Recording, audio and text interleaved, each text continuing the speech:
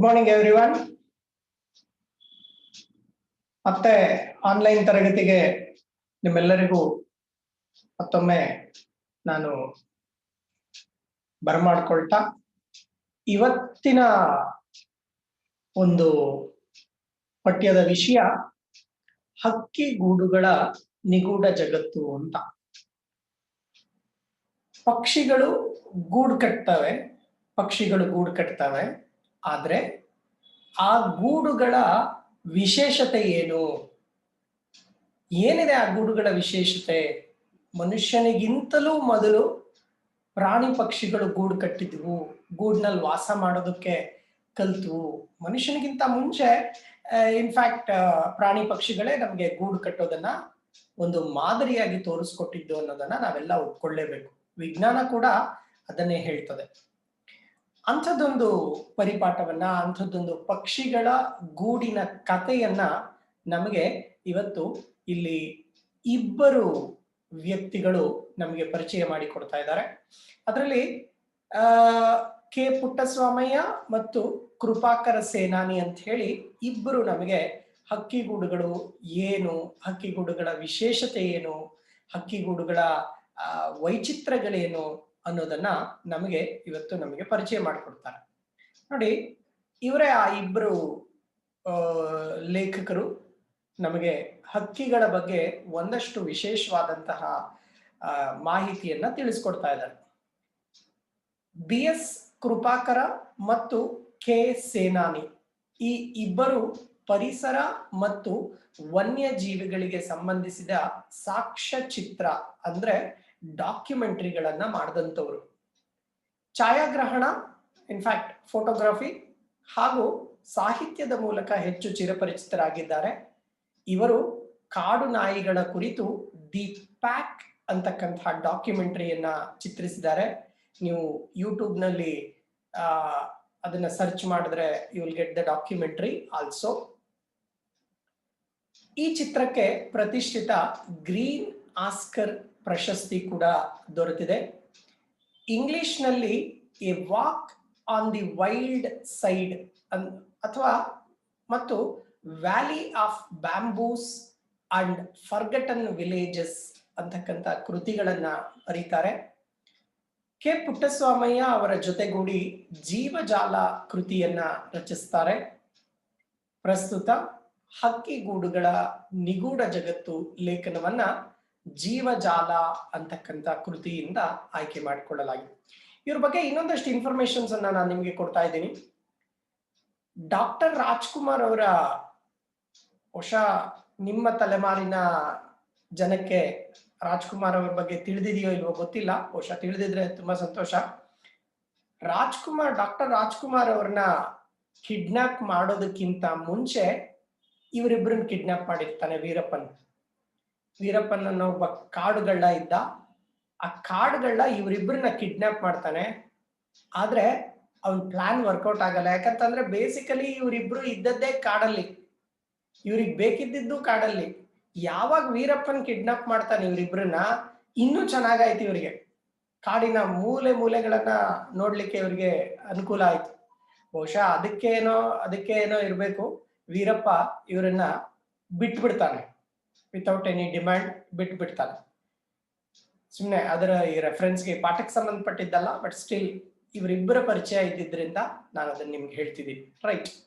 ಈ ಕೃಪಾಕರ ಮತ್ತು ಕೆ ಸೇನಾನಿ ಅಂತಕ್ಕಂಥವ್ರು ಏನಿದ್ದಾರೆ ಮತ್ತು ಪುಟ್ಟಸ್ವಾಮಿ ಅಂತಕ್ಕಂಥವ್ರು ಏನಿದ್ದಾರೆ, ನಮಗೆ ಪಕ್ಷಿಗಳ ಗೂಡುಗಳ ಬಗೆಗೆ ಒಂದಷ್ಟು ಇನ್ಫಾರ್ಮೇಶನ್ಸ್ ಅನ್ನ ಕೊಡ್ತಾರೆ.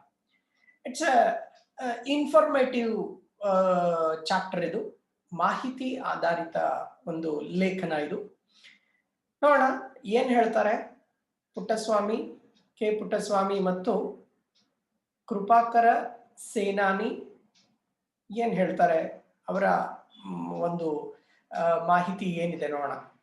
ಹಕ್ಕಿಗೂಡುಗಳ ನಿಗೂಢ ಜಗತ್ತು ಅಂತಾರೆ. ನಿಗೂಢ ಅಂತ ಅಂದ್ರೆ ರಹಸ್ಯವಾದಂತಹ, ಅಂದ್ರೆ ಅದು ಬಗೆದಷ್ಟು ನೋಡಿದಷ್ಟು ಹೆಚ್ಚು ಕುತೂಹಲವನ್ನ ಇಟ್ಕೊಂಡಿರ್ತಕ್ಕಂತಹ ಒಂದು ಗೂಡುಗಳು ಅಂತ ನಾವು ಹೇಳ್ಬೋದು. ನಿಗೂಢ ಅಂತಂದ್ರೆ it is nothing but Discover ಮಾಡದೇ ಇರತಕ್ಕಂತಹ ಅನೇಕ ರಹಸ್ಯಗಳನ್ನ ಬಚ್ಚಿಟ್ಕೊಂಡಂತಹ ಅನ್ನೋ ಅರ್ಥ ಬರುತ್ತೆ. ಹಕ್ಕಿಗೂಡುಗಳು ಅಂತಹ ರಹಸ್ಯಗಳನ್ನ ಬಚ್ಚಿಟ್ಕೊಂಡಿದ್ದಾವಂತೆ. ನೋಡೋಣ ಏನಿದೆ ರಹಸ್ಯ. ನಮ್ಮ ಸುತ್ತಮುತ್ತಲ ಪರಿಸರದಲ್ಲಿ ಅನೇಕ ನಿಗೂಢ ಸಂಗತಿಗಳಿರುತ್ತವೆ. ಪ್ರಾಣಿ ಪಕ್ಷಿಗಳು ಮಾನವನನ್ನು ನಿಬ್ಬರಗಾಗಿಸುವಂತೆ ಜೀವನ ನಡೆಸ್ತಿರ್ತವೆ. ಬುದ್ಧಿವಂತ ಮಾನವ ಅವುಗಳ ಜೀವನ ಕ್ರಮವನ್ನ ಅಧ್ಯಯನ ಮಾಡಿ ತನ್ನ ಬದುಕನ್ನ ಸುಧಾರಿಸಿಕೊಳ್ಳುವ, ಸುಂದರವಾಗಿಸಿಕೊಳ್ಳುವ ಪ್ರಯತ್ನವನ್ನ ಮಾಡುತ್ತಲೇ ಬಂದಿದ್ದಾನೆ. ಇಂದು ಪರಿಸರ ಅಧ್ಯಯನ ಮತ್ತು ಸಾಹಿತ್ಯ ಕನ್ನಡ ಸಾಹಿತ್ಯದಲ್ಲಿ ವಿಶಿಷ್ಟ ಪ್ರಕಾರವಾಗಿ ಬೆಳೀತಾ ಇದೆ.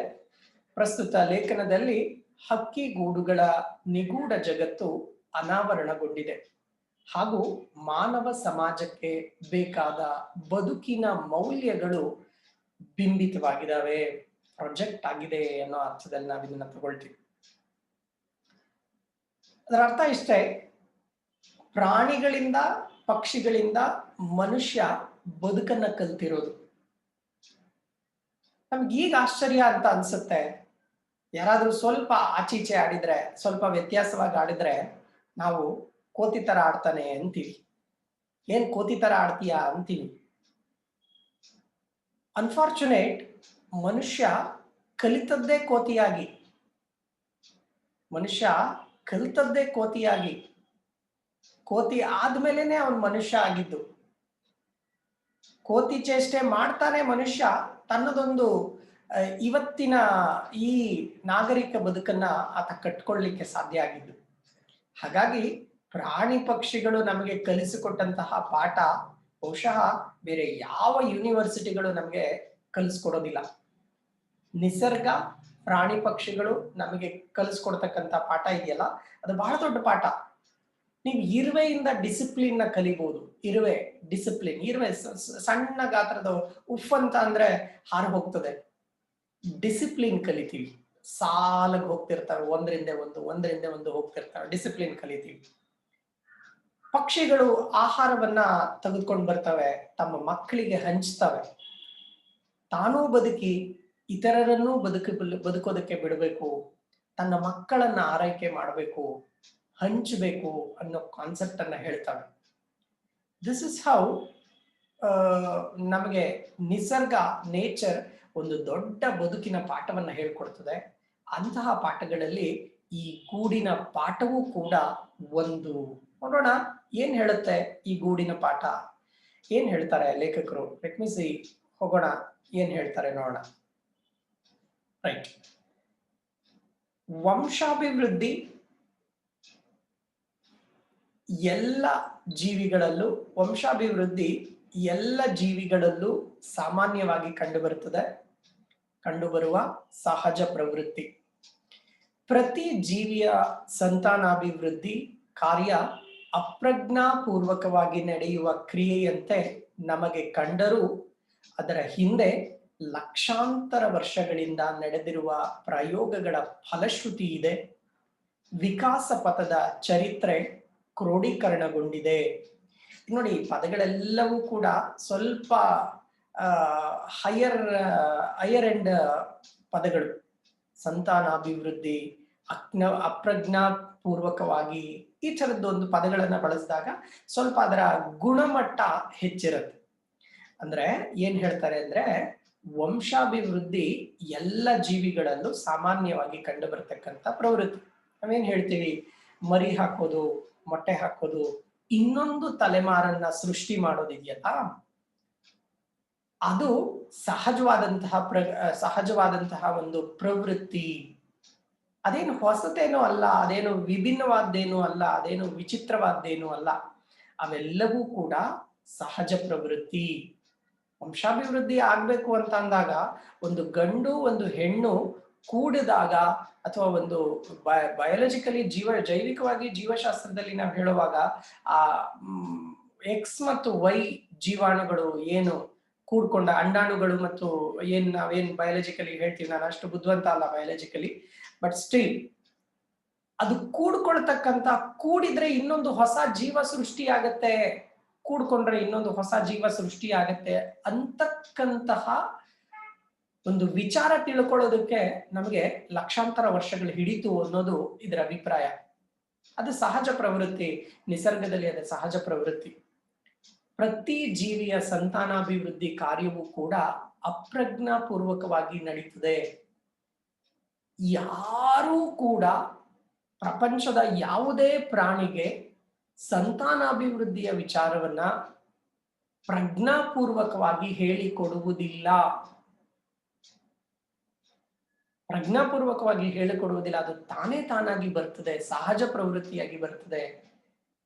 ಅದು ಎಲ್ಲ ಜೀವಿಗಳಲ್ಲೂ ಸಹಜ, ಅದು ಎಲ್ಲ ಜೀವಿಗಳಲ್ಲೂ ಅದು ಒಂದು ರೀತಿಯ ನೈಜವಾದಂತಹ ಮತ್ತು ಸ್ವಾಭಾವಿಕವಾದಂತಹ ಕ್ರಿಯೆ ಅಂತ ನಾವು ಭಾವಿಸ್ತೀವಿ. ಅದನ್ನೇ ಇಲ್ಲಿ ಹೇಳ್ತಾರೆ. ಆದ್ರೆ ಆ ಮಟ್ಟಕ್ಕೆ ಅದು ಫೈನ್ ಟ್ಯೂನ್ ಆಗ್ಬೇಕು ಅಂದ್ರೆ ಲಕ್ಷಾಂತರ ವರ್ಷಗಳ ಎಕ್ಸ್ಪೆರಿಮೆಂಟ್ ಇದೆ, ಲಕ್ಷಾಂತರ ವರ್ಷಗಳ ಎಕ್ಸ್ಪೆರಿಮೆಂಟ್ ಇದೆ ಅನ್ನೋದನ್ನ ಲೇಖಕರು ನಮಗೆ ಮೊದಲಿಗೆ ಮನವರಿಕೆ ಮಾಡಿಕೊಡ್ತಾರೆ.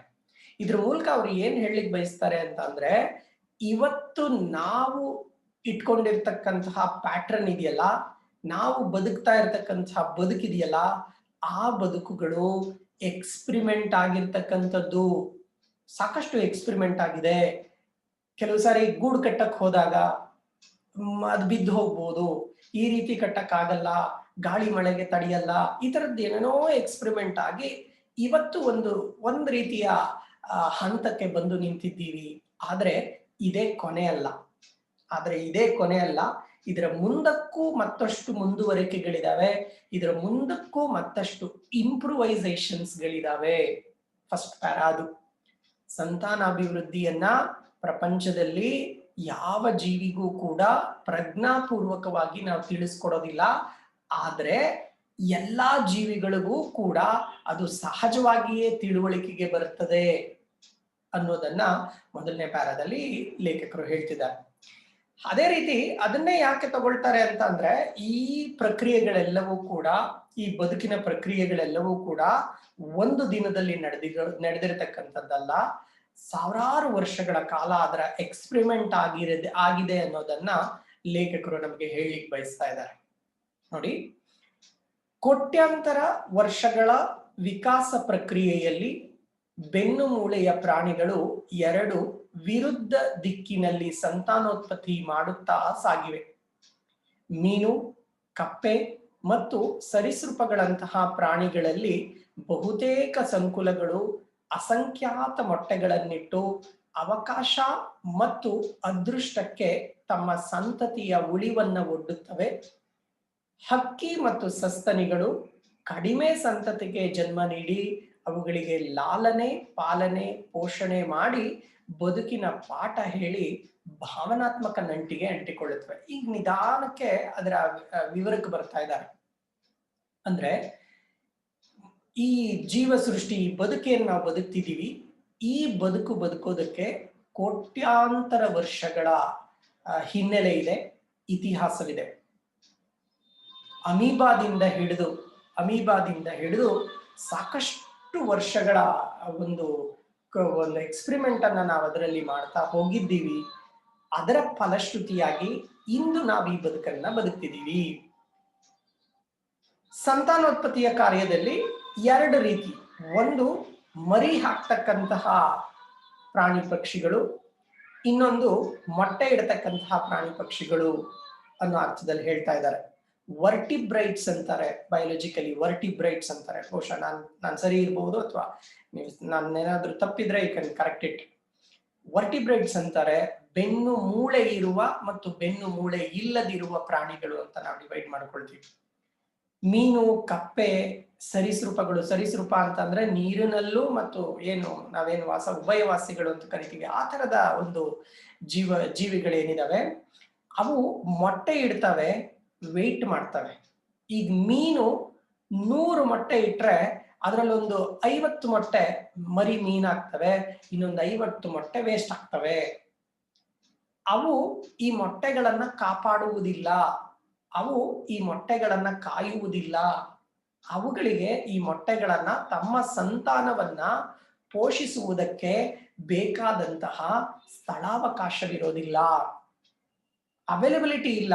ಬಟ್ ಸ್ಟಿಲ್ ಸಂತಾನ ಪ್ರಕ್ರಿಯೆಯನ್ನ ನಾವು ಮಾಡ್ತಾರೆ. ಅದೃಷ್ಟ 50 ಮರಿ ಆಗ್ತದೆ, 100 ಮೊಟ್ಟೆಗಳಲ್ಲಿ 50 ಮರಿ ಆಗುತ್ತೆ, 50 ಮರಿ ಆಗಲ್ಲ ಅಂತಂದ್ರೆ ಇಟ್ ಆಲ್ ಡಿಪೆಂಡ್ಸ್. ಯಾವ ಬದುಕ್ತಾವೋ ಬದುಕಲಿ ಅಂತ ಅವು ತಮ್ಮ ಬದುಕು ರೂಪಿಸ್ಕೊಳ್ತವೆ. ಆದ್ರೆ ಇನ್ನೊಂದಷ್ಟು ಪಕ್ಷಿ ಪ್ರಾಣಿಗಳಿದಾವೆ, ಇನ್ನೊಂದಷ್ಟು ಜೀವಿಗಳಿದಾವೆ. ಆ ಜೀವಿಗಳು ಹಂಗ್ ಮಾಡಲ್ಲ. ಅವುಗಳ ಸಂತತಿ ಕಡಿಮೆ. ಅಂದ್ರೆ ಈಗ 100 ಮೊಟ್ಟೆ ಇಡೋದಿಲ್ಲ, ಒಂದೇ ಸಾರಿ 100 ಮೊಟ್ಟೆ, 500 ಮೊಟ್ಟೆ, 300 ಮೊಟ್ಟೆ ಇಡೋದಿಲ್ಲ. ಕಡಿಮೆ ಸಂತತಿ ಇರುತ್ತೆ. ಆ ಕಡಿಮೆ ಸಂತತಿಯನ್ನ ಜೋಪಾನವಾಗಿ ಬೆಳೆಸ್ತಕ್ಕಂತ ಕೆಲಸವನ್ನ ಈ ಜೀವಿಗಳು ಮಾಡ್ತವೆ.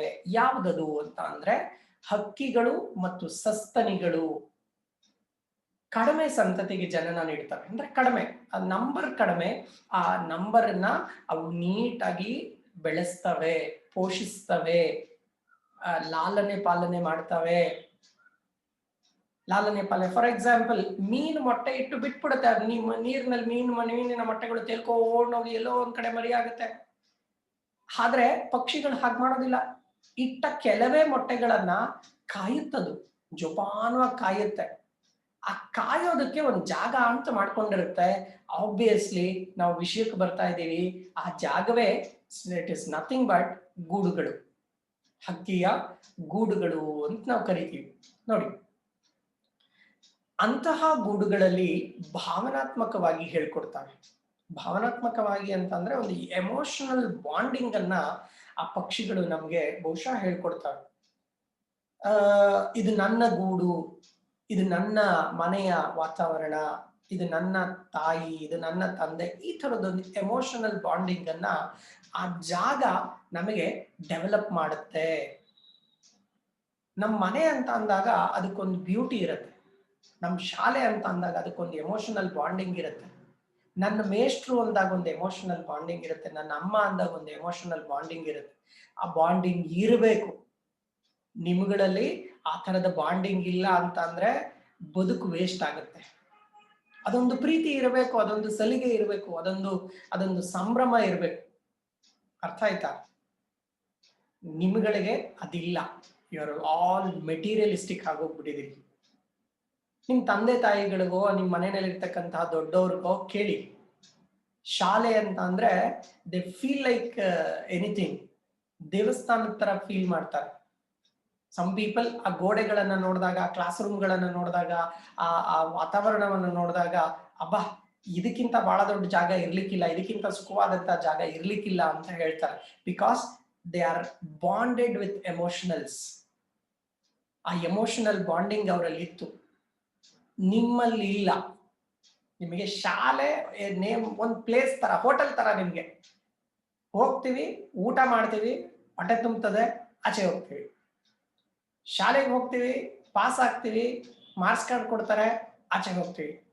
No, life is not like that. ಹಂಗಿಲ್ಲ ಲೈಫು, ಹಂಗಿಲ್ಲ ಬದುಕು. ನೀವೆಲ್ಲರೂ ಹಂಗೆ ಇದ್ದೀರಿ ಅಂತ ನಾನು ಹೇಳ್ತಿಲ್ಲ. But most of all the cases, ನಾನು ನೋಡಿದಂತ ಮೋಸ್ಟ್ ಆಫ್ ಆಲ್ ದ ಕೇಸಸ್ಗಳಲ್ಲಿ ಹಂಗಿದ್ದೀರಿ. ನನ್ನ ಗೆಳೆಯ ಅಂದ್ರೆ ಅದೊಂದು ಎಮೋಷನಲ್ ಬಾಂಡಿಂಗ್, ನನ್ನ ಗೆಳತಿ ಅಂದ್ರೆ ಅದೊಂದು ಎಮೋಷನಲ್ ಬಾಂಡಿಂಗ್.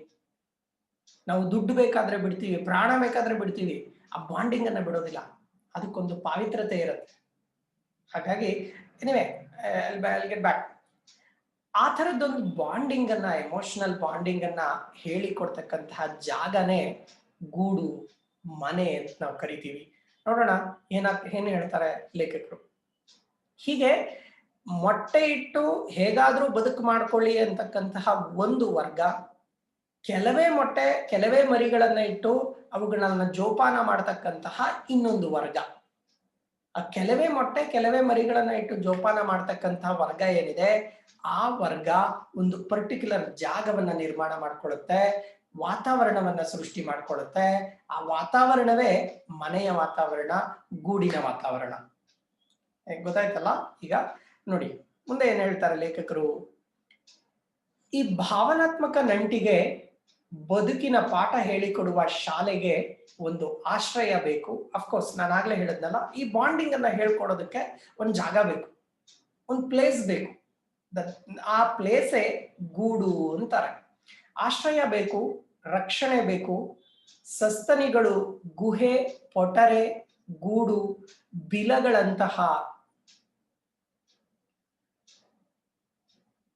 ಬಿಲಗಳಂತಹ ಆಶ್ರಯ ದಾನಗಳನ್ನ ಆಯ್ದುಕೊಂಡ್ರೆ ಬುದ್ಧಿವಂತ ಮನುಷ್ಯ ಮನೆ ಕಟ್ಕೋತಾನೆ.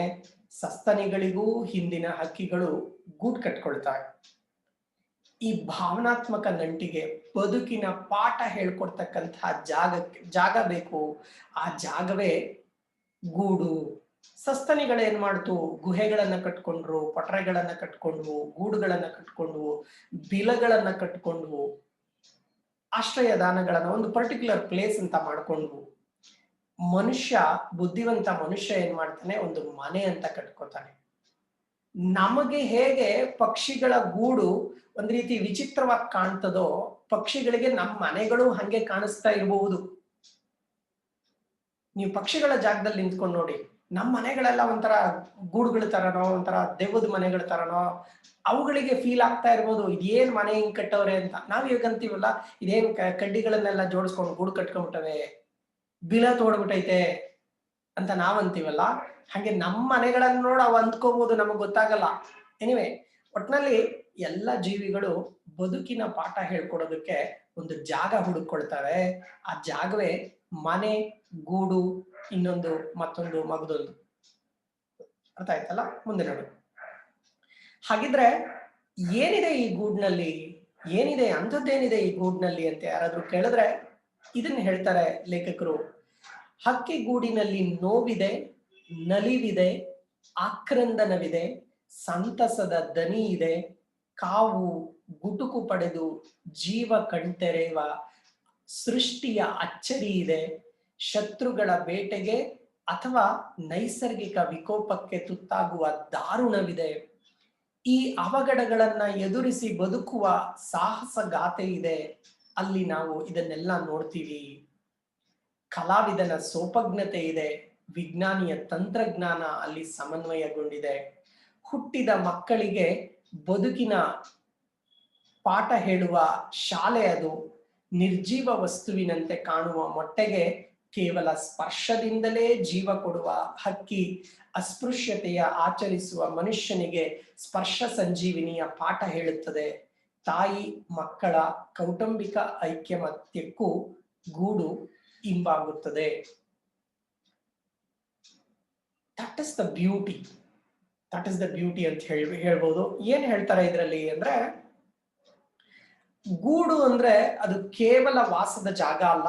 ಅಲ್ಲಿ ನೋವಿದೆ, ನಲಿವಿದೆ, ಆಕ್ರಂದನವಿದೆ, ಅಂದ್ರೆ ಕಿರುಚಾಟಗಳಿದಾವೆ, ಹೋರಾಟಗಳಿದಾವೆ, ಜಗಳಗಳಿದಾವೆ, ಸಂತಸದ ದನಿ ಇದೆ, ಖುಷಿ ಪಡ್ತಕ್ಕಂತಹ ಒಂದು ಮಾತು ಬರುತ್ತೆ, ಕಾವು ಕೊಡುತ್ತೆ, ಮೊಟ್ಟೆಗೆ ಕಾವು ಕೊಡ್ತಕ್ಕಂತಹ ಜಾಗ ಅದು.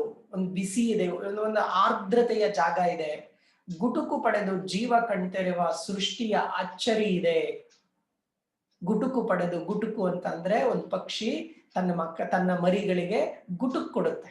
ಆ ಗುಟುಕನ್ನ ತಾನು ತಗೊಂಡು ಅದು ಬೆಳೆದು ದೊಡ್ಡವರಾಗಿ ಅದಕ್ಕೊಂದು ಜೀವನ ಸೃಷ್ಟಿ ಮಾಡ್ಕೊಳ್ತಕ್ಕಂತಹ ಒಂದು ಸಂದರ್ಭ ಇದೆ. ಜೀವ ಕಣ್ತೆರೆಯುವ ಸೃಷ್ಟಿಯ ಅಚ್ಚರಿ ಇದೆ. ಶತ್ರುಗಳ ಬೇಟೆಗೆ, ನೈಸರ್ಗಿಕ ವಿಕೋಪಕ್ಕೆ ತಪ್ಪಿಸ್ಕೊಳ್ತಕ್ಕಂತಹ ಮತ್ತೆ ತುತ್ತಾಗತಕ್ಕಂತಹ ಎರಡೂ ಸಾಧ್ಯತೆಗಳಿದಾವೆ.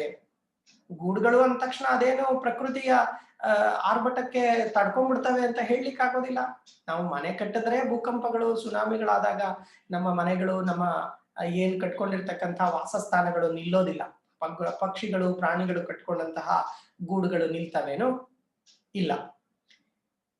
ಈ ಅವಘಡಗಳನ್ನ ಎದುರಿಸಿ ಬದುಕುವ ಸಾಹಸ ಗಾಥೆ ಅಲ್ಲಿ ಕಾಣ್ತದೆ. ಪ್ರತಿಯೊಂದ್ಸಾರಿ ದಾಳಿ ನಡೆದಾಗ್ಲು, ಪ್ರತಿಯೊಂದ್ಸಾರಿ ಮನೆ ಹೋದಾಗ್ಲು, ಪ್ರತಿಯೊಂದ್ಸಾರಿ ಗೂಡು ಬಿದ್ದು ಹೋದಾಗ್ಲು ಕೂಡ ಹೊಸ ಚಾಲೆಂಜ್. ಅದಕ್ಕೆ ಬೀಳ್ದಂಗ್ ಹೆಂಗ್ ಕಟ್ಟೋದು,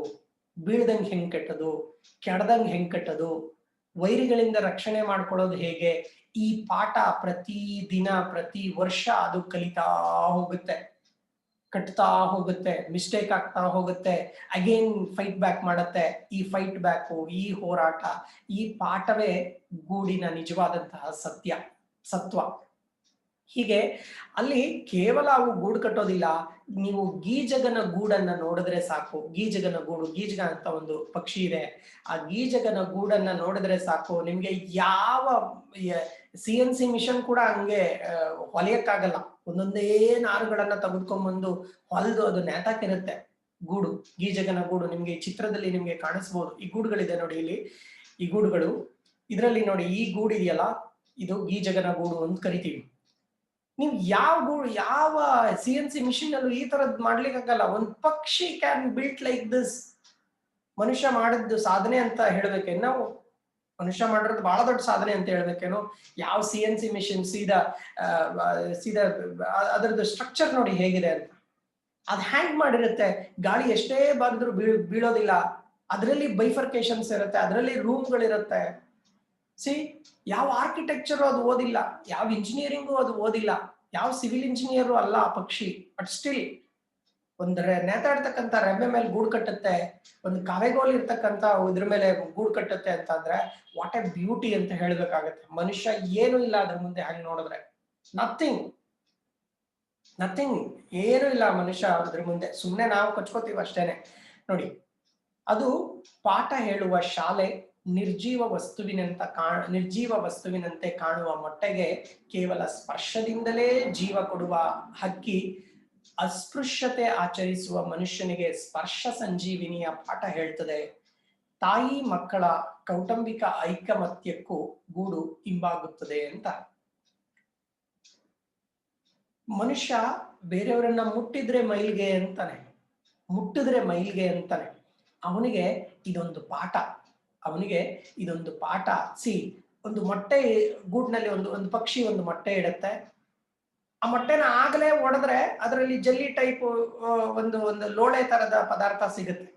ಆದ್ರೆ ಆ ಪಕ್ಷಿ ಏನ್ ಮಾಡುತ್ತೆ, ಮೊಟ್ಟೆ ಇಟ್ಟಂತ ಪಕ್ಷಿ ಆ ಮೊಟ್ಟೆ ಮೇಲೆ ಕೂತ್ಕೊಂಡು ಕಾವು ಕೊಡುತ್ತೆ.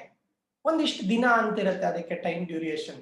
ಆ ಟೈಮ್ ಡ್ಯೂರಿಯೇಷನ್ ಅಲ್ಲಿ ಆ ಲೋಳೆಯಂತಹ ಪದಾರ್ಥ, ಮೊಟ್ಟೆಯಂತಹ ಒಂದು ಪದಾರ್ಥ ಏನಿದೆ ಅದು ಮರಿಯಾಗುತ್ತೆ. ನೇಚರ್ ಎಂತಹ ಅದ್ಭುತವನ್ನ ಕೊಟ್ಟಿದೆ. ಕೂತ್ಕೊಂಡು ಅದ್ರ ಮೇಲೆ ಕೂತಿರುತ್ತೆ, ಒಂದಷ್ಟು ದಿನ ಅದ್ರ ಮೇಲೆ ಕೂತಿರುತ್ತೆ. ಏನು ಬೇರೆ ಏನು ಎಕ್ಸ್ಟ್ರಾ ಮಾಡೋದಿಲ್ಲ, ಪಕ್ಷಿ ಬೇರೆ ಏನು ಎಕ್ಸ್ಟ್ರಾ ಮಾಡೋದಿಲ್ಲ.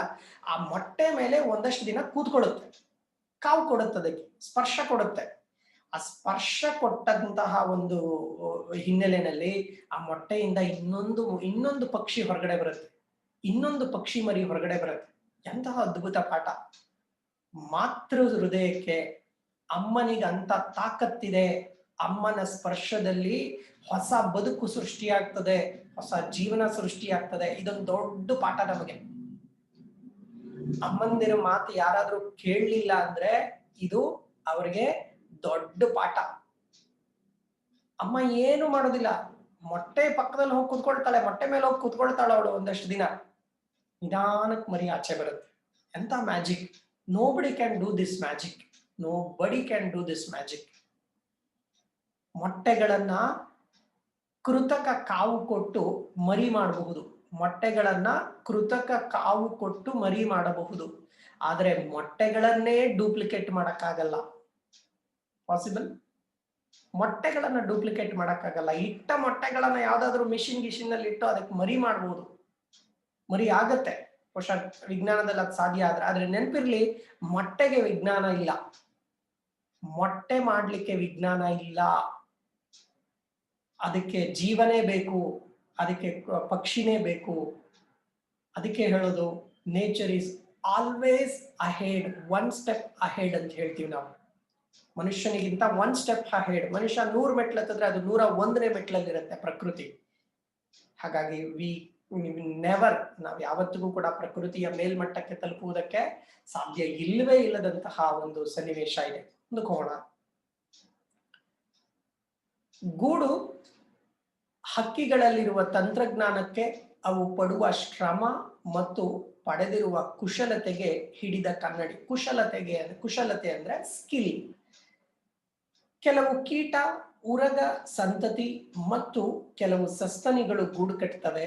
ಆದ್ರೆ ಹಕ್ಕಿಗಳಷ್ಟು ಕೌಶಲ್ಯದಿಂದ ಗೂಡು ಕಟ್ಟುವ ಚಾಕಚಕ್ಯತೆ ಬೇರಾವುದಕ್ಕೂ ಬಾರದು. ಹಾಗಿದ್ರೆ ಈ ಪಕ್ಷಿ, ಪ್ರಾಣಿ, ಈ ಕೀಟ ಪ್ರಭೇದ ಇವುಗಳಲ್ಲಿ ನಮಗೆ ಯಾವುದು ಬ್ಯೂಟಿಫುಲ್ ಆಗಿ ಗೂಡು ಕಟ್ಟುತ್ತೆ ಅಂತ ಅಂದ್ರೆ ಅದಕ್ಕೆ ಮೊದಲನೇ ಸ್ಥಾನ ಹಕ್ಕಿ.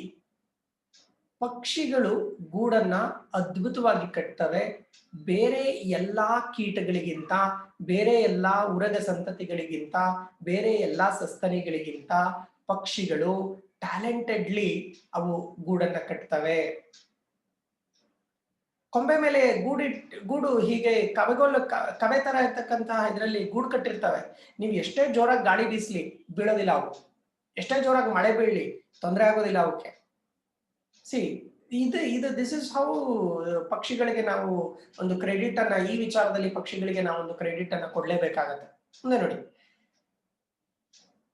ಕೆಲವು ಕೀಟ, ಉರಗ ಸಂತತಿ ಮತ್ತು ಹಲವು ಸಸ್ತನಿಗಳು ಗೂಡು ಕಟ್ತವೆ.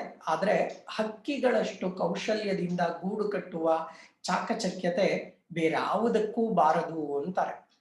ಇಲ್ಲಿ ವಾಸ್ತುಶಿಲ್ಪಿಯ ಕಲ್ಪನೆ ಸಾಕಾರಗೊಳ್ಳುತ್ತದೆ. ವಾಸ್ತುಶಿಲ್ಪಿ ಅಂದ್ರೆ ಆರ್ಕಿಟೆಕ್ಟ್. ವಾಸ್ತುಶಿಲ್ಪಿಯ ಕಲ್ಪನೆ ಸಾಕಾರಗೊಳ್ಳುತ್ತದೆ. ಅನೇಕ ವಸ್ತುಗಳನ್ನ ಸಮನ್ವಯಗೊಳಿಸಿ ಮನೆ ನಿರ್ಮಿಸುವ ಮನುಷ್ಯನ ಜಾಣ್ಮೆಯೂ ಕೆಲವೊಮ್ಮೆ ಈ ಚೋಟುದ್ದ ಹಕ್ಕಿಗಳ ಮುಂದೆ ನಾಚುತ್ತವೆ. ಅಫ್ಕೋರ್ಸ್ ನೀವು ಇಂಜಿನಿಯರ್ ಯಾರೋ ಇರ್ತಾರೆ, ಅದಕ್ಕೊಂದಷ್ಟು ಜನ ಬರ್ತಾರೆ, ಅದಕ್ಕೊಂದಷ್ಟು ಜನ ಮನೆ ಕಟ್ತಕ್ಕಂತ ಕೆಲಸವನ್ನ ನಾವೆಲ್ಲ ಸೇರ್ಕೊಂಡು ಒಂದಷ್ಟು ಜನ ಮಾಡ್ತಾರೆ. ಪೇಂಟರ್ ಬರ್ತಾನೆ, ಬಾರ್ ಬೆಂಡಿಂಗ್ ಬರ್ತಾನೆ, ಕಬ್ಬಿಣದ ಕೆಲಸ ಮಾಡೋನ್ ಬರ್ತಾನೆ. So many people will come. ಈ ಪಕ್ಷಿಗಳಲ್ಲಿ so many people will not come. ಅಮ್ಮ ಕಟ್ಟಬೇಕು ಇಲ್ಲ ಅಪ್ಪ ಕಟ್ಟಬೇಕು. ಎರಡು ಪಕ್ಷಿಗಳಲ್ಲಿ ಯಾವ್ದಾದ್ರು ಒಂದು ಪಕ್ಷಿ ಅಥವಾ ಯಾವ್ದಾದ್ರು ಎರಡು ಪಕ್ಷಿ ಸೇರ್ಕೊಂಡು ಆ ಇಡೀ ಗೂಡನ್ನ ನಿರ್ಮಾಣ ಮಾಡುತ್ತೆ. ಇಡೀ ಗೂಡನ್ನ ಅವೇ ಕಟ್ಕೊಳ್ತವೆ. ನಮ್ಮನೆ ನಾವು ಕಟ್ಟಕ್ಕಾಗಲ್ಲ. ಪಕ್ಷಿಗಳು ಅವುಗಳ ಗೂಡನ್ನ ಅವೇ ಕಟ್ಕೊಳ್ತವೆ. That is the greatest thing. ಅದು ನಾವು ಮೆಚ್ಚಬೇಕಾದಂತ ಒಂದು ಸಂಗತಿ. ಮುಂದುವರೆದು ವಾಸ್ತುಶಿಲ್ಪಿಯ ಕಲ್ಪನೆ ಈ ಗೂಡುಗಳಲ್ಲಿ ನಾವು ನೋಡಬಹುದು. ಅನೇಕ ವಸ್ತುಗಳನ್ನ ಇಟ್ಕೊಂಡು ಮನುಷ್ಯ ಮನೆ ಕಟ್ತಾನೆ. ಆದ್ರೆ ಇವು ಕೆಲವೇ ವಸ್ತುಗಳನ್ನ ಇಟ್ಕೊಂಡು ಗೂಡನ್ನ ಅದ್ಭುತವಾಗಿ ನಿರ್ಮಾಣ ಮಾಡ್ತವೆ. ಇದರಲ್ಲಿ ಮನುಷ್ಯನನ್ನು ಮೀರಿಸಿದ ಜಾಣ್ಮೆ ಇದೆ ಹಕ್ಕಿಗಳಲ್ಲಿ. ಚೋಟುದ್ದ ಹಕ್ಕಿಗಳಲ್ಲಿ ಮನುಷ್ಯನನ್ನು ಮೀರಿಸ್ತಕ್ಕಂತಹ ಜಾಣ್ಮೆ ಇದೆ.